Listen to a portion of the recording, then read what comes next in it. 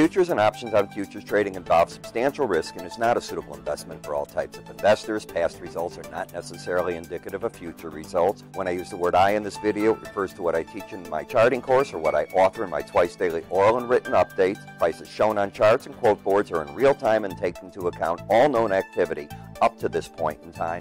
And if you'd like to read more of this disclaimer, simply hit the pause key on your video player. Good day, all. Ira Epstein of Linn Associates with Financial Market Wrap-Up, and this is for Wednesday, October 10th, 2018, and we're already, because we're at 5:20 p.m., into Thursday trade, and you're getting further follow-through in the break in the stock market. Now, the interesting thing in the break in the stock market is on the way up, as valuations got high and traders were looking for the break, now they get this monster break, 1,000 points in the Dow and follow through in addition to that. Today, monsters in the NASDAQ and all the other markets. Do they suddenly throw in the towel? Are traders scared to do anything? Do they go into the earnings season? Where is it? And on the earnings, you know, with the market down this much, will people say, you know something? The earnings still look good. The stock looks cheap. Or are they going to say the forward guidance isn't good from the company and that's why we're down? There's a lot on the table. I was talking today about it on Fox Business, and that's where I think we're at in these markets. Let's go and see what the charts have done. From the high of 29.34 on a close-only basis, and that's what this area chart is, we are now off those highs by about 160 points in the S&P. That's a lot. And as you can see, it's the first break, serious break, where we've taken out previous lows in a very long time. We did it back here. We did it in the June into the July period. And you know, you also obviously had that monster break in February. This is another big break. More important, what this market has done is it's setting up where it's had, if you count the close today, I don't know where the current quote's going to finish up, but 1, 2, 3, 4, 5 days in a row down. If you go back and you look to find another run like that, you got to go about 2 years ago. So it's a big move. The market has certainly got resistance above it at this point, and that's what traders will talk about. Is this the buying opportunity for the value players? Well, that's what we'll find out. The trend is clearly down, and I think you'd assume that's the case with this type of break, lower highs, lower lows. The market's through the 100-week average, and it couldn't hold that today. Liz Clayman on Fox was talking about that, and so was Jerry on the floor of the exchange today as I was on the show with her.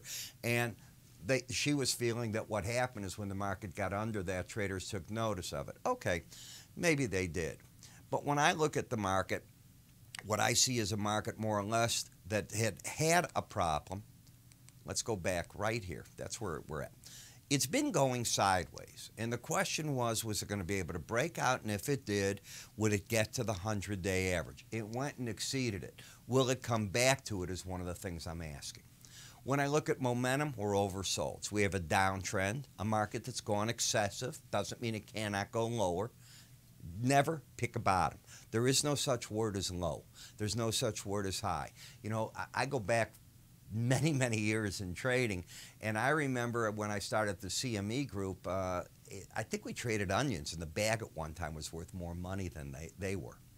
When we go to the NASDAQ, look at the size of the break you had today. I mean, this is 367 points. This is a market that's fallen with lower highs, lower lows. We know where the battleground was. We can see it. It was the 100-day in the lower Bollinger Band, and the market capitulated today, and tonight you're getting some follow-through. When you look at the Dow, you went down to the 100-day average and you held it. Okay. This was the strongest market for a while. Now, like the others, it's lower highs, lower lows, and a lot of resistance above the market. What's the one common thing we've seen in this market? That this market, the Russell, led the parade down. It was falling apart before any of this happened. Today's break was not small at 56 points. It's a monster, and it's had the embedded reading. What else? We've seen each break like this end up so far as looking back as a buying opportunity, and each monster rally in the VIX as one of those situations where a couple of days later it pulls back, and then a short time later it's lost its volatility. I don't know if that'll be the case or not. I don't know if this is a change or not.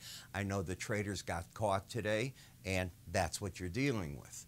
Seeing the reversal yesterday, and I want to go to yesterday, Tuesday, in the bonds, the market had spent an excessive amount of time under the lower Bollinger Band. Now you're getting that pullback to the upside, and you're following through tonight.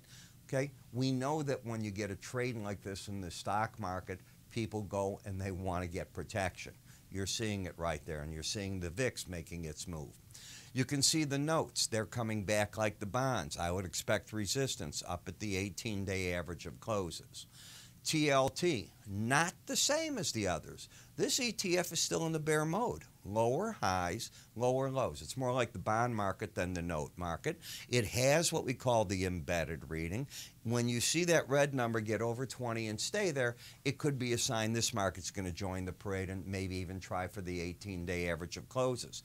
Until that occurs, as a chartist, I removed the name on the chart, it's still bearish. Dollar index failed on 5-6 attempts to push out that upper Bollinger Band. It moved it, but not dramatically. It'd go up a little, fall right back. And now you've got the pattern of a lower low and a higher high.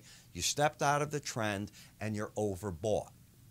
And by the way, the dollar today, I think, surprised a lot of people that you didn't see buying in it, people running to it, because if our market's down tonight, we're probably going to see foreign markets down, and we didn't see that buying.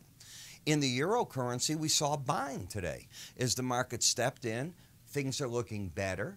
We're seeing that the market didn't get nervous today about Italy, and it should. The interest rate spreads are going crazy. But I think more people are concentrating that maybe the deal with Brexit is going to help the market. And you can see how the British pound been coming up. It's still caught very much in the sideways action. If you think about it, gold is caught sideways. So many markets are doing this right now, and there is no trend. You got a lower low, higher high. Yesterday, you closed under, and I'm talking Tuesday is what I'm pointing to. You were under the 100-day average. This is the first move over it. And if you go up further, because you're overbought, I'm expecting the Bollinger Band to offer solid resistance. In the Japanese yen, this market is very overbought, number one. You can see that right here. Number two, it's got a pattern of a higher lows, higher highs. Could it make the upper Bollinger Band? I have my doubts about it unless the stock market really comes unglued. I think there was a move into safety, and as fast as it happens, unless you get followed through, be careful. Bitcoin can give a darn. It's just stuck at its 18-day average, going nowhere on this pattern. In the energies, you know that the energies got hit today, and the API numbers were big. You got overall about a 9 million barrel build. I don't think the market was looking for that. It was looking for a build. I don't think 9 million barrels. That's pretty big. And you've got this pattern where the market's getting distribution of the difference between the Brent and the WTI. You can see in the Brent the pattern of lower highs, lower lows. Support comes in right here at the 18-day average. When you lost the embedded reading right on this day, that was the sign, and you'll hear me say that often. If you keep the embedded reading lost, often price and the 18-day average make a run at each other. Tell me what's going on. That's exactly what I'm seeing. So this is not a surprise. It was a sign, I think, that the, the bullish money was taking money off the table. In our WTI, here you had the embedded reading. You lose it.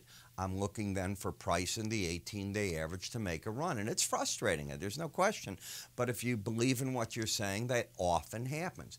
You have to have guidelines. The market taking out that high, maybe you got to throw in the towel. But instead it fell down and it let the traders into an area that maybe they covered. In the gasoline, look at how the bottom got pulled out of this baby. Lower highs, lower lows. I'd look for big support in the 195.56 to 196.60 area.